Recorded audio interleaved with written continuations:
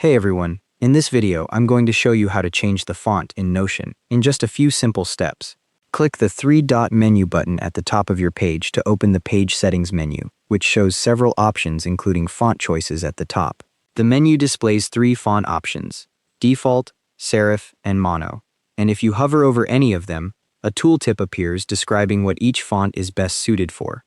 Click Serif to apply it to your page, and the font option updates to show Serif is now selected, changing the appearance of all the text on your page. The font setting applies to the entire page you're currently viewing, not just individual text blocks. So every heading and paragraph will switch to the new style.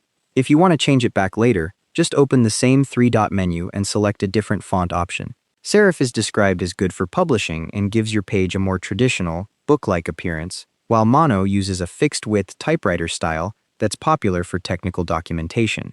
And that's how to change the font in Notion. Thanks for watching. Hope this helped.